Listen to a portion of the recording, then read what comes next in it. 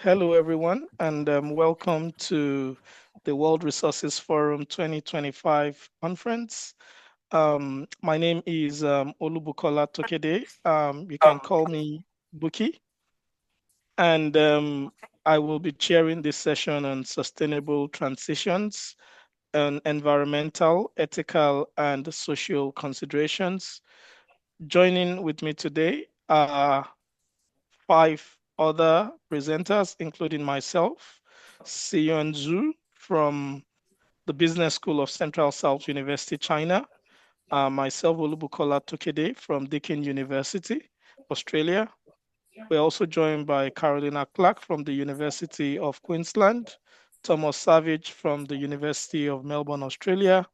I believe we are expecting Octoria Masinari, who is from PT Semen in Indonesia, and last but not the least, Yvonne Shumba, that has joined us from Zambia. Our first presentation will be from Ziyuan Zhu. Please, Ziyuan, proceed with sharing your screen. We will be allowing 7 minutes for each presenter. And after each of the 7 minutes, we will continue the presentation. Questions will be asked at the end of all the presentations, which we expect 6 in all. And so please kindly be patient with us. But I also believe that you can use the chat room should in case there are other questions that you would want to ask. So thank you very much, and over to you, Siyuan. Okay, let's show my PPT. Yes, please go ahead.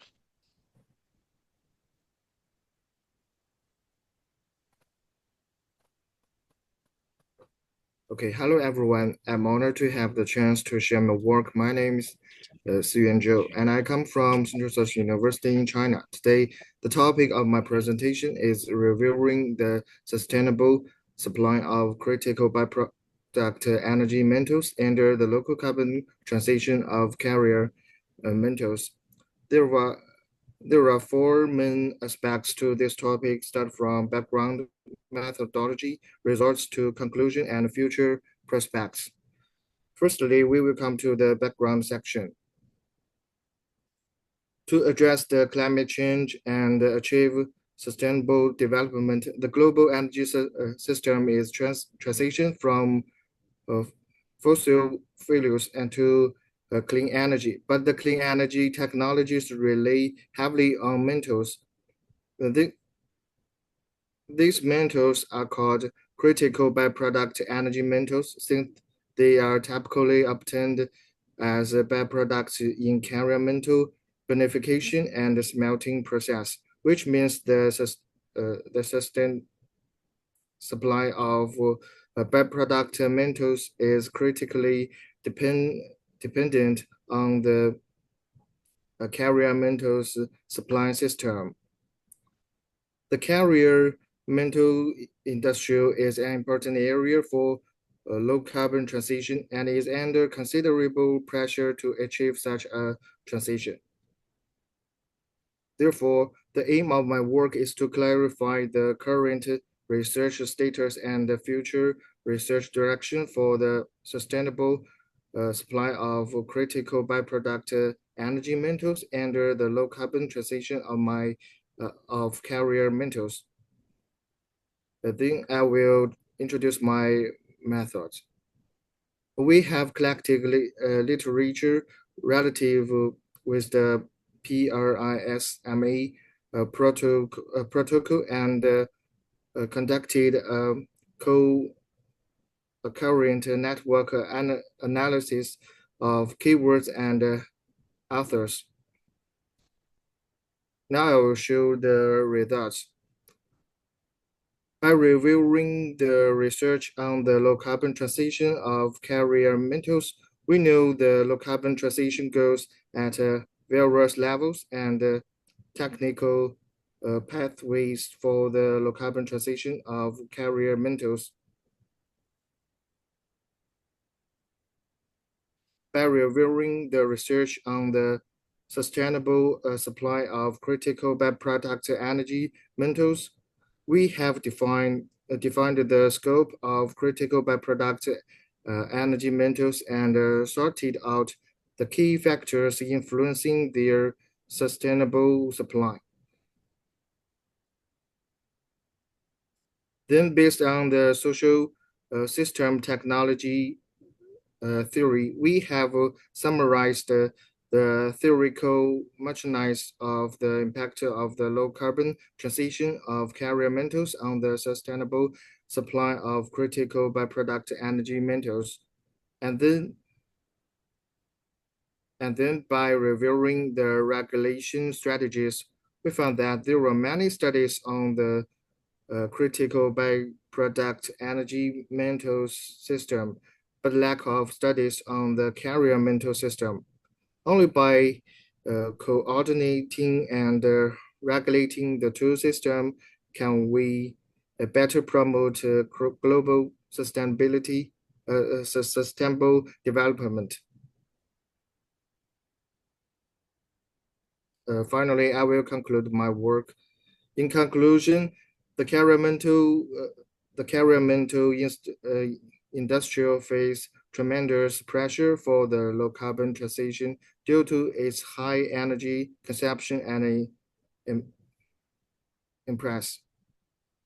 Owed to the associatedness and criticality of critical byproduct energy metals, their sustainable supply is affected by many factors, including endogenous, like geology, technology, and economy, and exogenous environmental regulations and geopolitical uh, dynamics factors. The impact of the low carbon transition of carrier metals on the sustainable supply of critical byproduct energy metals is driven by the transition of social technique systems, which involves the interplay of diverse social and technology factors across the multiple system and levels. Regulatory strategies to ensure the sustainable supply of critical byproduct energy metals during the low carbon transition of carrier metals are distributed across the carrier metal system and the critical byproduct energy mental system. In the future, we can discuss more topics from the aspects the of the impact mechanism, supply chain, and regulation strategies. This is all my presentation. If you have any question, I'm happy to answer them. Thank you for your attention. Thank you very much. That is excellent, Siyuan. And thank you for Okay. keeping within the time. So that is very much appreciated, Siyuan. So the next presentation will be me. Okay, thanks everyone. Just the title of my presentation today will be on integrating life cycle sustainability thinking in the waste to energy sector. So first of all, waste to energy is has been found to be quite one of the vital. So welcome everyone to this session, but think is one of the most modern approaches for us to be able to ensure that we'll manage our waste more sustainably.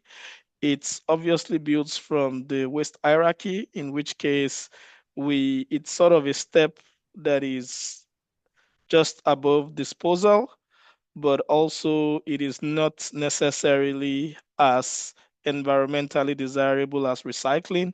So this implies that although we have waste to energy as a very useful approach, it sort of pales in comparison to recycling. And ideally, the waste that we should be recovering energy from are the ones that are not recyclable.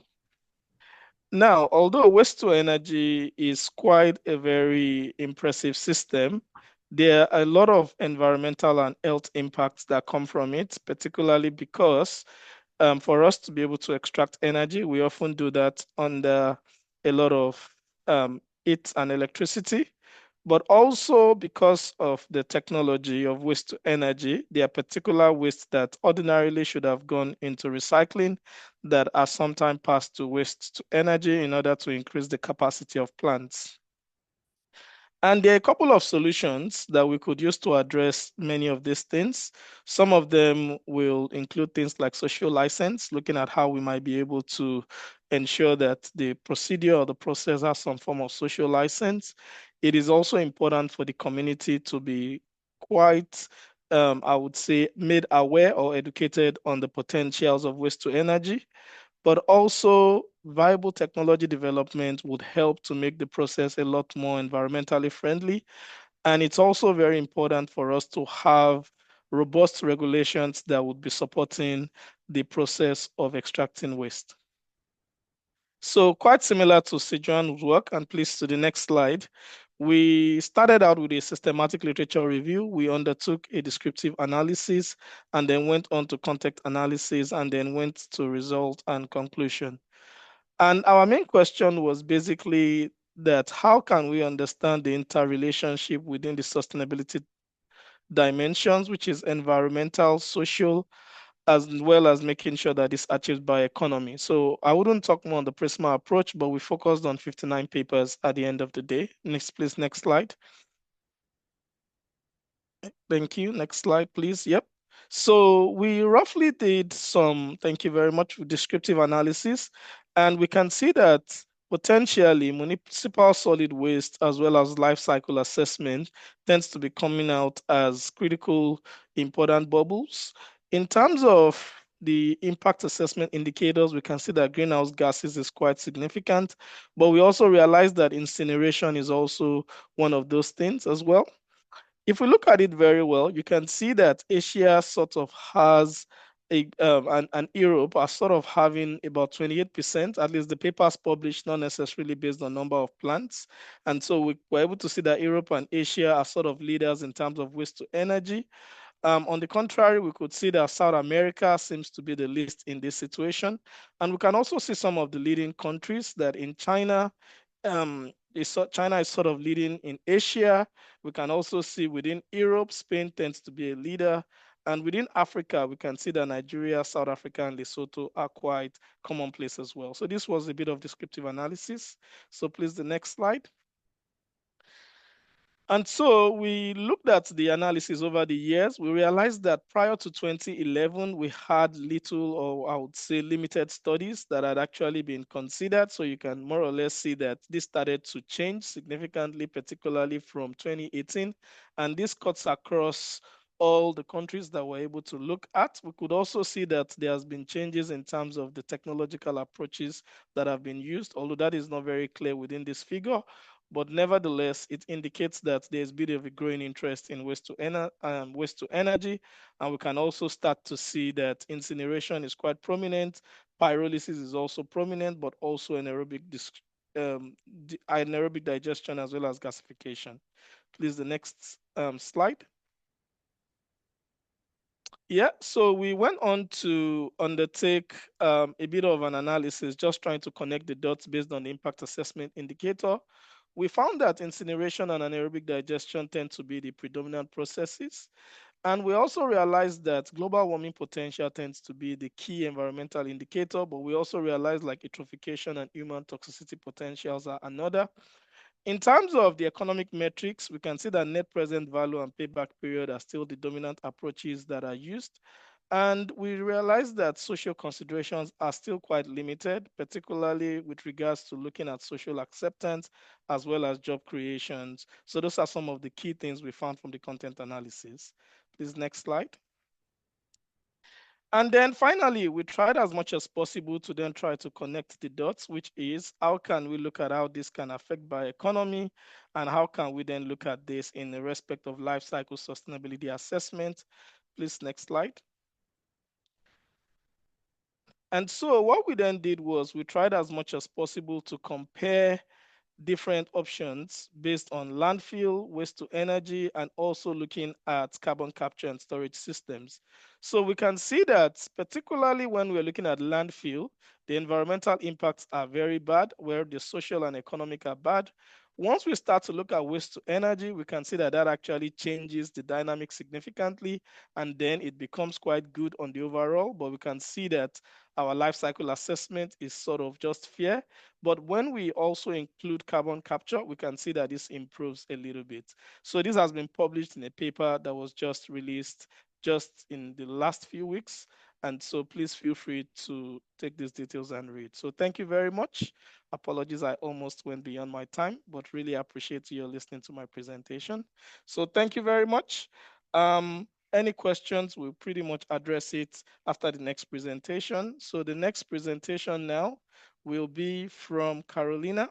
So Carolina Clark is from the University of Queensland. And Carolina, please proceed with your presentation when you're ready. Thank you for the introduction. I'm going to introduce you to my research project, Water and Energy for Sustainable Transition After Mine Closure. To better understand this project, it's necessary to understand the context within it. And the first thing is why water and energy. And so water and energy have been recognized within the Sustainable Development Goals as critical resources to support economic development and social well-being. And therefore, in a mine closure context, water and energy are critical resources to support the socioeconomic transition of communities facing the challenges of mine closure. And then it comes the second question, what is mine closure? As you can see in this diagram, mine closure is a multidisciplinary process. It involves physical, environmental, and social aspects. However, most mine closure practices have been focused on the physical and environmental aspects of closure in terms of water management and, for example, post-mining land use schemes, while the social aspects of closure have had less attention and regulations to be addressed. This is particularly concerning as socioeconomic impacts of closure are really complex. In terms of water and energy, as mine sites are often located in remote territories with limited access to infrastructure, they need to develop their own water and energy supply infrastructure to sustain operations. And the communities that surround these mine sites often also lack access to these services and therefore often tend to rely on the mining infrastructure for their supply. But as many jurisdictions require mining companies to close all service infrastructure as part of closure planning, mine closure can disrupt access of communities to water energy services and therefore affect and compromise their economic practices and opportunities after closure. In this context, mine closure plans that align with water energy needs can support a sustainable transition post-mine. There are two examples of this case. One is Cerro Verde Mine in Peru, which partnered with the local government to develop water treatment plants to supply the needs of communities and the mining company. And also Wipa Mine in Australia fed excess solar power into the local grid for use of surrounding communities. Although these examples are relevant, they have often lacked consideration of supply and management needs of these communities after the closure of the mine. These challenges are particularly concerning as over 400 mine sites around the globe are expected to close in the next decade, with many communities in these areas that can be facing these very complex impacts with no regulations to be addressed. In base of this context, then it comes the question that drives the research. How can mine closure planning align with what energy needs to support the economic development of communities after mine closure? To address this question, the project based on the concept of water energy nexus, which describe the dynamic interactions between these resources. As you can see in the diagram, energy is needed for different water supply and treatment systems, as well as water is critical to support energy generation processes in different industries. And so by developing integrated water energy solutions, it's possible to balance the use of these resources and ensure an adequate quality of supply services for different users. Based on this idea and concept of integration, the project proposed an integrated analysis of water energy dynamics using a participatory approach to ensure a reliable access of these services after mine closure.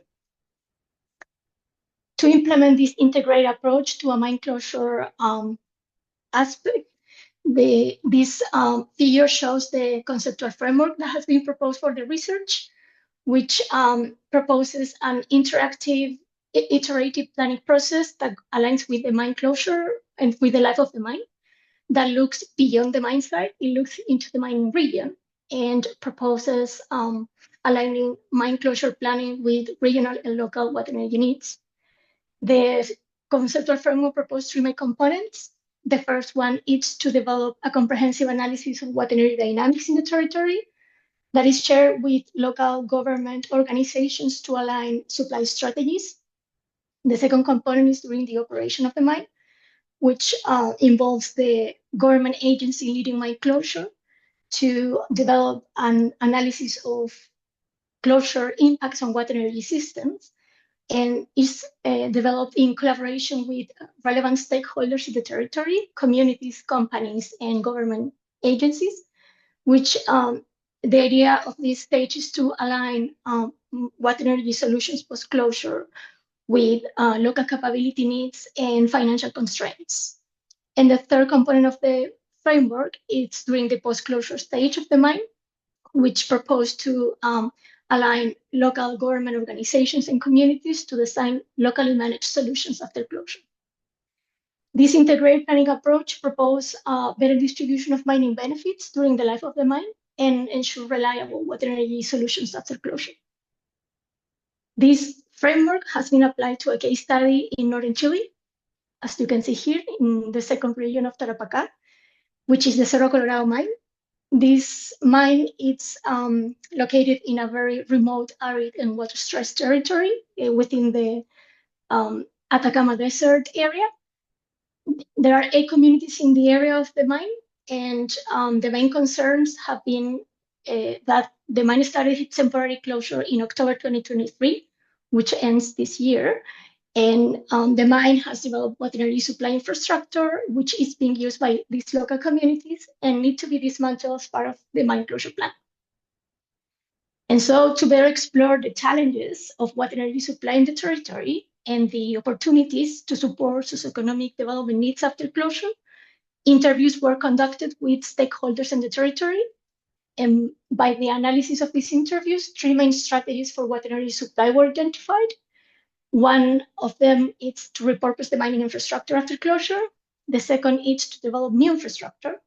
And the third strategy is to develop shared use of desalination plants. That is the solution that the mining company is being evaluated to continue operations after the temporary closure stage. Different opportunities have been identified for these solutions, mostly in terms of public and private instruments to support the strategies. And the challenges have been related with the current functioning of water energy systems in the country and the limited capabilities of local communities to support these solutions after closure. Overall, from the interviews, the preferred strategy has been to develop new infrastructure, solar power irrigation and drinking water systems in particular, where they integrate water energy needs in this very complex territory. The communities prefer to be locally managed, for which they acknowledge they require support for training support to improve capabilities to manage these solutions. And also there have been very complex disagreements about the payment schemes to implement to improve and maintain the infrastructure.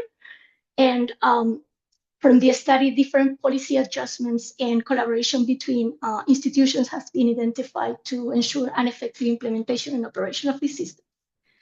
This is the qualitative component. The research also has a quantitative component that is not being presented in this conference, but I thought Caroline, the qualitative please, can you was round more up in relevant. 1 minute? That's it. Thank you very much. Sorry, yeah, I told you it would be a little bit longer, but thank you for the patience. Let me stop sharing. Yes. You are on mute, I think. Thank you, Caroline. Yeah, I just wanted to thank you for your excellent presentation. We'll then move over to Thomas Savage from the University of Melbourne. Please, Thomas, you feel free to share your screen when you're ready. Thank you very much. Thank you. Does everyone have that? Yes, it's very clear. Great. Thank you. Thanks everybody for being here. Thanks, Buki, for chairing this session. My name's Tom Savage. I'm a first-year PhD candidate from the University of Melbourne. I'm going to be sharing some of my research around assessing climate hazards and risks to transition mineral production in Australia. So nicely following on from Carolina's presentation there. So today I'm just going to talk about copper mines in Australia and specifically the risk posed by extreme rainfall and flooding events, both the past impact of these events and the future impact, and how we can start to think about how these climate events are going to affect the production of the minerals we need for the energy transition. So I don't think I need to tell anybody here that climate hazards are a real threat to mines now. This isn't just some far off future thing. This is affecting mines currently. So this is an image from the Ernest Henry copper mine in Northern Australia where they had a big rainfall event. Clearly the pit is flooded, going to take a lot to clean that up, and that's from 2023. And this image is from earlier this year. This is the main rail line connecting the Mount Isa copper producing region to processing facilities and ports on the east coast of Australia. So these are issues that we're going to have to deal with now. And to do that, we need to understand what the past impacts of climate hazards have been and how they're going to affect mines into the future. So thinking about past impacts on production, this is some production data pulled from the Ernest Henry mine that I just showed an image of before. The total ore mined is shown in the orange there, and that's overlaid with the monthly maximum precipitation in the blue. And what we can see is when there are these spikes in precipitation, there can be associated decreases in overall ore production. So what we've done is collected a whole bunch of monthly report data from 2017 to 2024 for all the copper producing mines in Australia. We've got what their actual raw ore production is, and then we've also created a smoothed metric to kind of think about what ore production could have been had these large-scale precipitation events not affected the mine sites.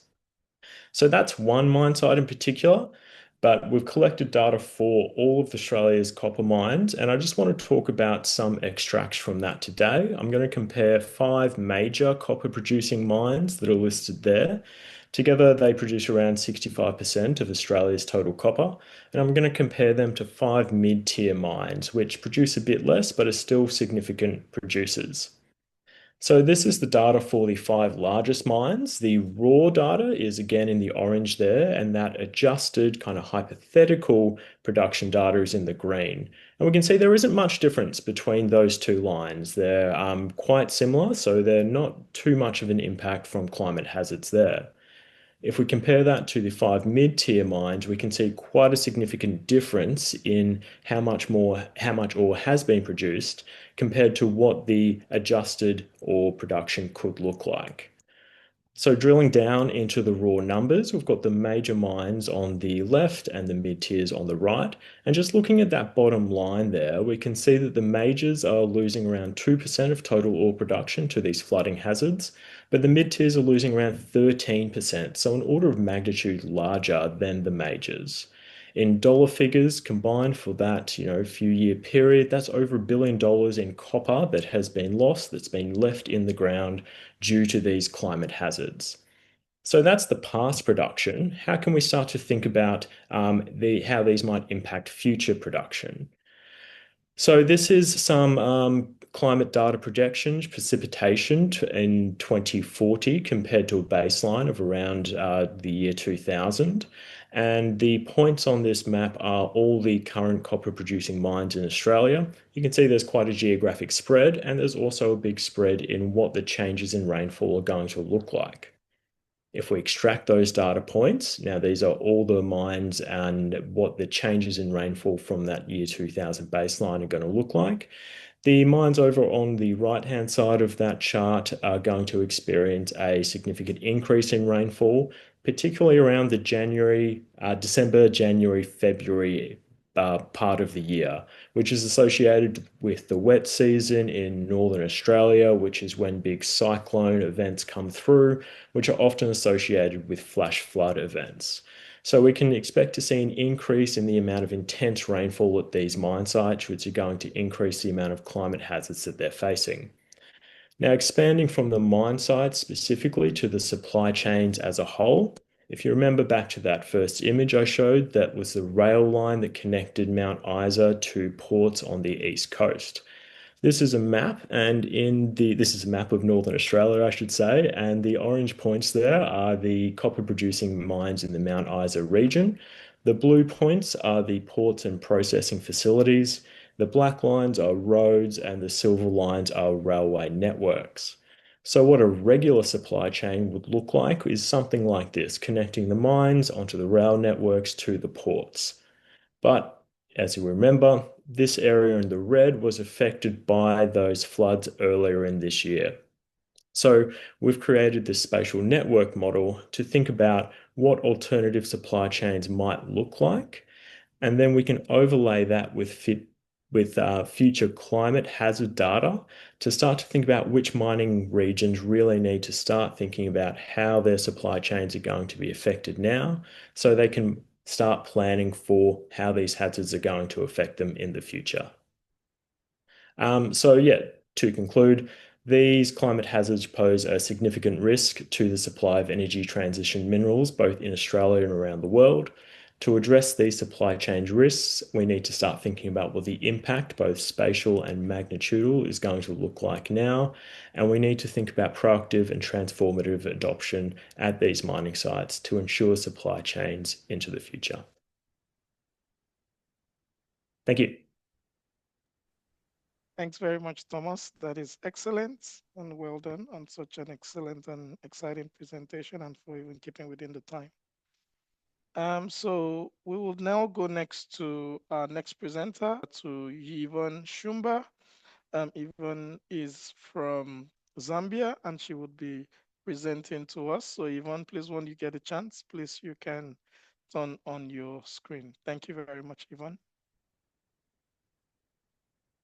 Good morning, good afternoon.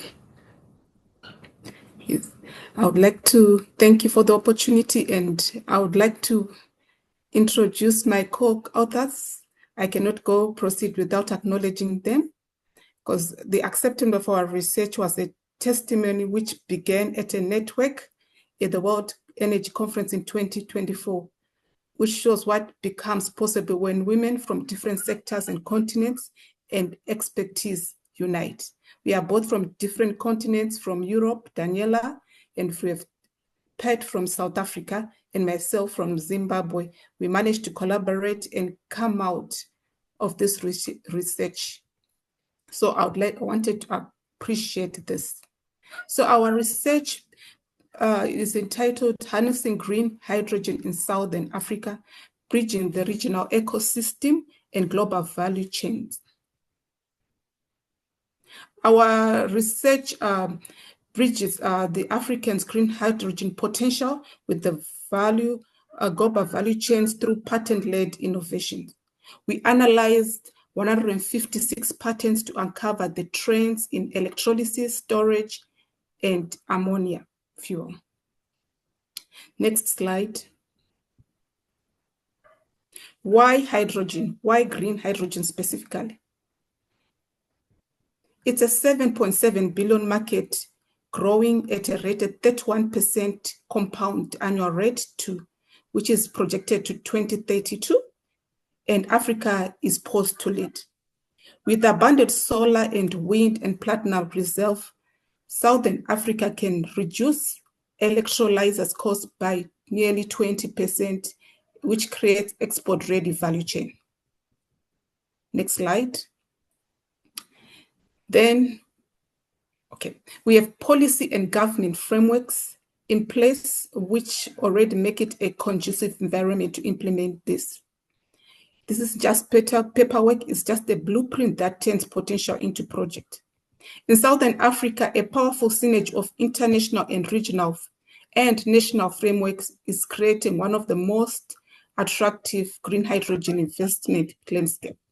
So for our continental vision, where the African Union, we have the Agenda 2063, which explicitly calls for harnessing of the energy for sustainable development and industrialization. Then we have national catalysts. We have countries like South Africa and Namibia. Their vision is activated by being pioneers in national strategies. For South Africa, Hydrogen Society Roadmap is a standout, and which targets about 500,000 tons of annual production by 2030. And then we have the Namibia's Green Hydrogen Strategy, which is equally ambitious, positioning the country as the export powerhouse to Europe with the world-class standards. Then we have a plan with the South Africa with Just Energy Transition Plan, which is a fuel engine which is mobilizing billions from international players to ensure this transition is both green and just, whereby it also is creating jobs, opportunities, and also protecting the existing ones. Then we are seeing emerging of global partnerships. And with this, it's only showing that we are not operating in silos and in a vacuum. These strategic partnerships from Germany, Japan, and the EU are not just providing funding, but are also guaranteed as market and technology transfer, de-risking our investments and integrating SADC into a global chain. Then we can move on to the next slide. Yes. This is highlighting the global hydrogen initiatives which other African countries are involved. This map shows some global hydrogen initiatives, and we are driving two stories out of this. First, it shows a world racing to collaborate on hydrogen. We are seeing active participation into this hydrogen market.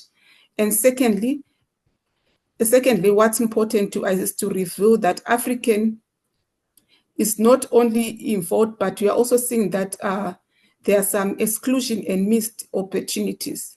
From the 8 major global initiatives we are tracking here, we have only four African countries, and which are not even found in the membership of any. So which is quite critical and concerning. For example, South Africa alone in the International Partnership for Hydrogen and Fuel Cells in the Economy is the only participative country. And we are seeing only a handful of Northern African nations involved. So for a continent with the world's best solar potential and the vast platinum reserve, this level of representation is just low, and it's a strategic blind spot for the global community. So this isn't about lack of interest from Africa. This is about a gap in coordinated and regional strategy and advocacy, which we need to move and take action. So this slide, like what I highlighted previously with the policy recommendations, if we underline this, they are so urgent, and our policy trifecta must include the 4th and overreaching pillar, which needs proactive global engagement from Africa. Then we go to next slide.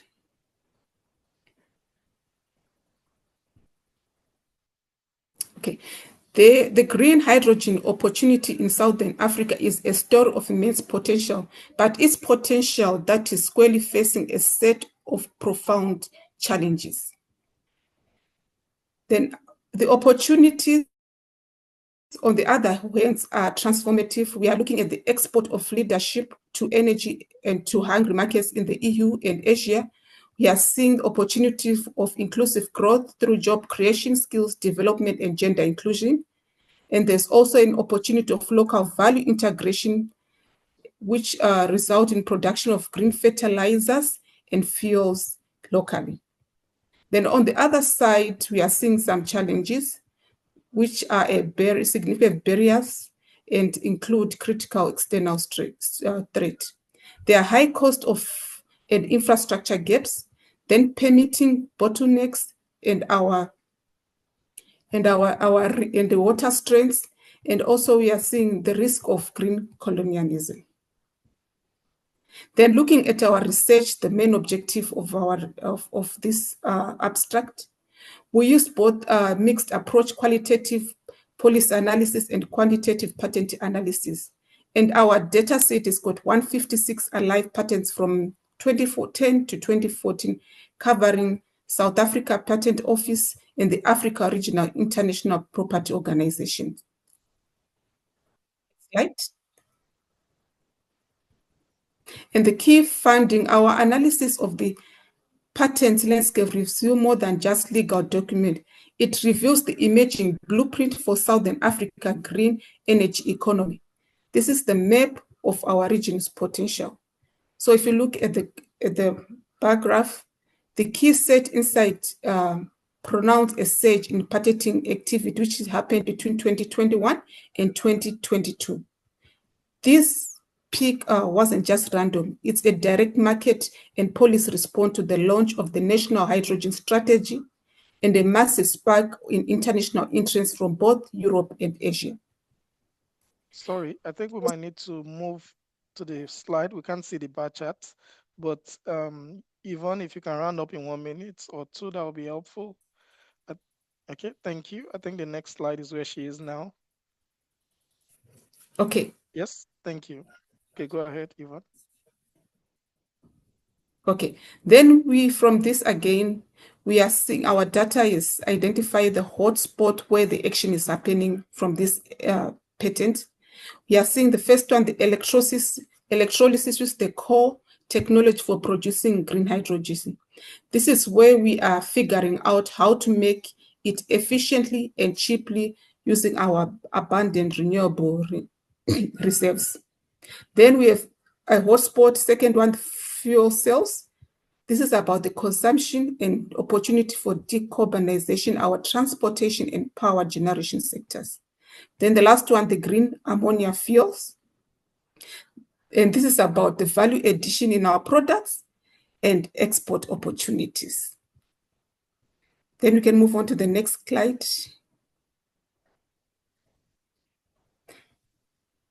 Then we have some case studies and which showed us our potentials and our pathway, how we are moving from the innovation on paper to a shared prosperity on the ground.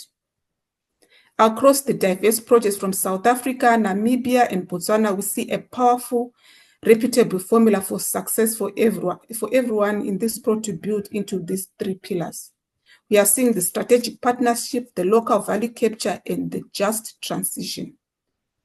So you can go to the next slide.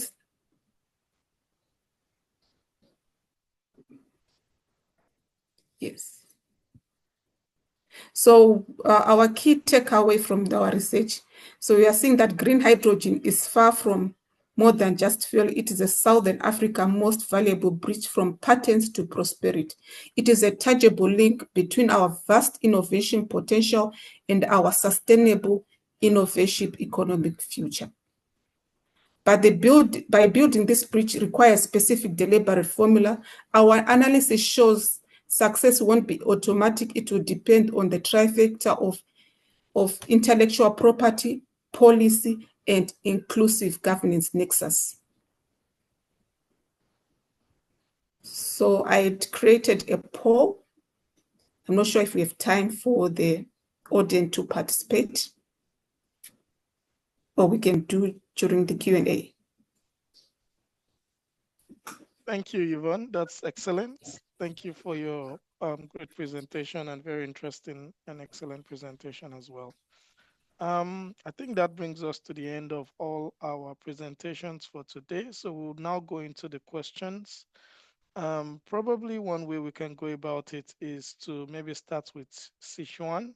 So if Sichuan Zhou is still around, and I know some questions have been sort of responded to, but it would be good for us to potentially just maybe ask the questions that people may be interested in. So that would be good. So I think the first any questions that we might want to ask. So maybe it might be good for us to start with the first question that came in, and I believe that this question came from it was addressed particularly to Carolina. and it was pretty much talking about the number of mines. I don't know if Carolina still wants to talk into that. Yeah, sure. Well, I replied in the chat, but it's just yeah, someone was asking about the number of mines that are supposed to close in the next decade, because those numbers are quite hard to find among the literature. There are not Yeah, really, I think, detailed studies of that information, but I have found really relevant data of saying that around 400 mines in the next 10 years, just one okay, decade, and that's quite a lot relevant information, I think. that's great. And Carolina, just following on from that, I was just interested in knowing that how are these mines, these 400 mines that will be closed, how are they distributed across regions?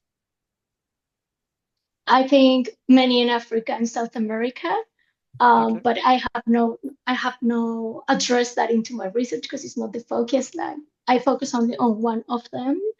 But as what I know is that that is not considering the amount of mines that are going to close in line with the decarbonization around the world with sure, the energy transition. So you right. need to add up those mines into these 400, which could be quite a big number. A big number. Okay. No, Yeah. thank you very much. That is really valuable. And I also know that Thomas also got a very interesting question as well. So, Thomas, in terms of the drought rather than just flooding, is that something you might want to speak into, Thomas? Yeah, definitely. Thank you. And yeah, that's a really important question. I mainly presented the research and data around flooding and extreme rainfall because of the time constraints with this presentation. But Yeah, we do intend to look at, the major natural hazards that occur in Australia. So, floods, but also droughts, lack of water is a big issue for mines, especially if they're processing ore on site. Bushfires is another big issue that we're going to be looking into. I'm sure. still fairly early in the research stage, so still kind Okay, of working through those data sets to think sure. about the spatial and supply side impacts of these natural hazards. But yeah, Sure. once we get a bit more grounded in the research, we'll definitely be looking into those. No, that's excellent. And just while we have you, Thomas, I was just wondering that you mentioned you looked at some of the major mines in Australia. You mentioned Mount Isa in particular. I was just wondering that when will those mines be extinct? Is there any timeline when we're going to run out of copper or run out of those particular deposits or deposits that so that we would know whether we need to focus on some much more than others? Yeah, no, really interesting question, and especially about the Mount Isa region at the moment. So there's quite a lot of copper in that region in particular. But if people have been following the mining news in Australia, the Glencore main mine at Mount Isa has just closed recently, mainly due to low grade copper. So it's much more, it costs a lot more money to extract, and they have decided that that is not financially viable at the moment. So there's this interesting tension between, copper percentages in the ore, the financials of that, these climate impacts, and also this need to produce more of these minerals for the energy transition. So globally, these supply chains, we're going to see influences from all of those factors into where mines are being developed and kind of where around the world we see more minerals being developed. But to answer your broader question there are, as far as I know, there's plenty of copper reserves in the ground that we know about. So it's more of that economic factor of what is cost effective to mine rather than the amount of minerals in the ground. Okay. No, thanks very much. That's an excellent response. I don't know if anyone has any more question, but I was going to ask Yvonne a question as well. So, Yvonne, you also mentioned that you analyzed patents and you said they were from 2010 to 2014. I was just wondering whether those dates were correct or and if they were, why you did not use more recent patent data?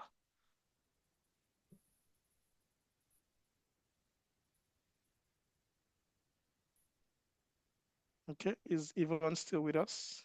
Okay, Yes, I'm here. okay. Do you understand my question? Please come again.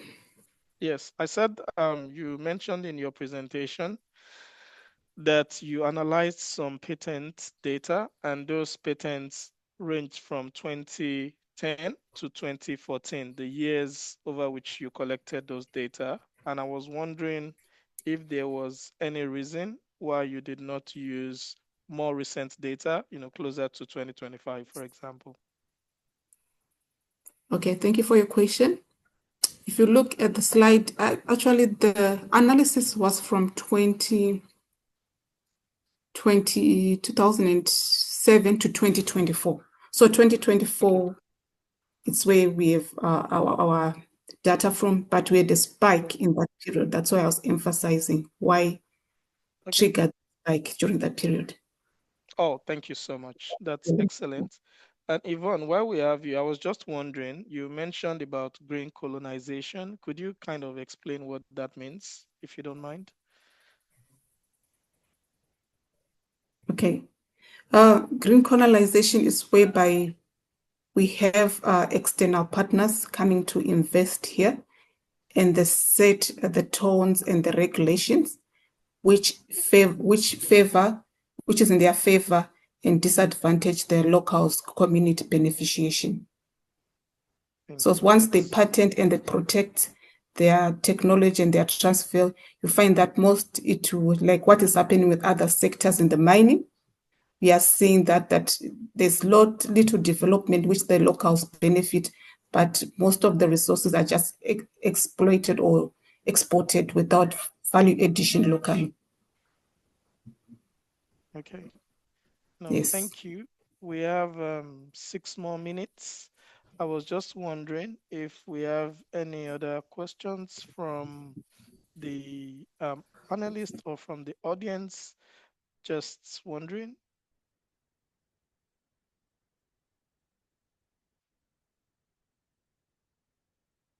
Okay, feel free to speak out if you have.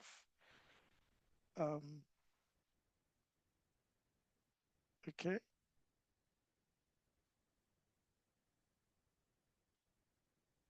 I was just going to ask Siyuan. Is Siyuan still with us as well? Siyuan, I had a question for you. I was just wondering about what we call carrier metal system. So you mentioned that a lot of clean energy uses most carrier metals. So I was just wondering that which particular clean energies uses the carrier metals most? Is it wind? Is it solar? Is it hydrogen? Is that something you might be able to speak to, Siyuan? Uh, uh,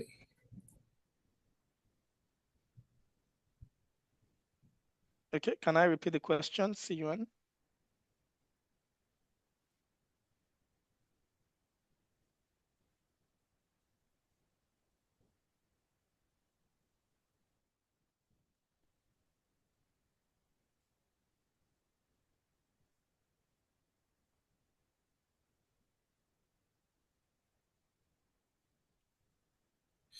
yes, I think maybe um the solar um, maybe the solar use more the byproduct energy metals. But for the carrier metals, just like alums, it is used for eh, many fields, like uh, energy, even for more electric powers. No, that's great response, CUN. That's really, really good. Yep. So that's very helpful. Um, yep. So we have a little bit more time. I think we have 3 more minutes before the session closes. I just wanted to give everyone, including the audience, an opportunity to ask any questions. And I really just want to quickly draw the attention to the Slido developed by um, Yvonne, that if you have the opportunity, please, it would be nice to sort of respond to, what is the single most important driver for SADC's green hydrogen success. Okay, so please kindly click on the link or feel free to be able to look at what that would be if that is possible. Okay.